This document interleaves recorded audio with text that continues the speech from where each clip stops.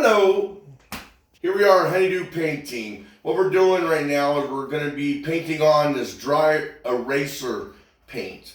This will be our first time, so it's something new to us. But what we've done so far is first we painted the room. It's a new color. And then I've taken a sheetrock. I don't know if you can see on film, but maybe you can see the difference here. It was real rough, had a lot of texture on it. And what I've done is I've sanded all that texture off because dry eraser, usually you want a smooth surface. So we sanded it down, then I primed it, and now we're getting ready to put this dry eraser paint. What it is a two-step process. I gotta put part A to part B, kind of mix it up, and then paint it on. We're gonna see how it works, but we will let you guys know how it turns out. Thank you. So what we've done is we've made a border with the blue tape. Again, I will point out the high texture that we have. That's on the walls. So if I went to paint anything, no matter what it is, paint, this dry eraser paint, stain, no matter what it is, I wouldn't have a straight line because it would leak through the nice big bumps that are on the texture. So it would leak through the tape, and then it wouldn't be a consistent line. So what we've done, put the blue tape, and I'm gonna use what's, this is here is just clear caulking. I want something that's not fast drying because we don't want the caulking to dry. And this little project is gonna take me a good half hour to do. So we want something that doesn't dry fast. And what I'm gonna do here is actually very, very, very simple. Just a little bead. And I'm gonna put it above the tape because I really don't want this on the surface that I'm painting. So I'm gonna do a little bit above the tape, and I'm just gonna take this and I'm gonna go down. And what I'm doing here is I'm sealing the tape. So what that's gonna do is it's gonna eliminate anything seeping through the tape. So, and I really don't want any extra caulking, so it's very little you need. But I just wanted to show you kind of what we're doing here. So very little. And that's it. I'm gonna do the whole thing, and then I'll start painting. I'll get right back to you. So what I'm doing, it's all mixed. I should have showed you guys that, but you guys know how to mix. It's all mixed. I got my brush. This is actually a clear coat brush. Just puts on a smoother finish, no lines, etc. So what I do first is I just border it, get it ready.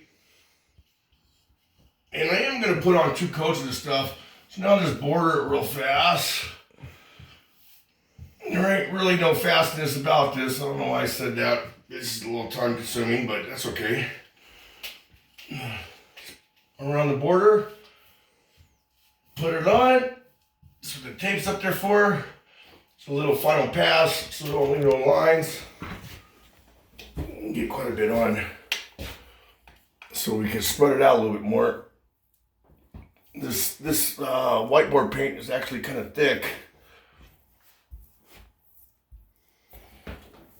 So let's take the border and then the final pass. Real quick. And then continue going all the way across, and then I'll hit the middle. And I'll actually use a smooth finish roller once I get there. And that's it. We'll be right back to you when we're getting close to done. Go. So, as you see, we're almost done with the board. You watched me do the border. I did the middle.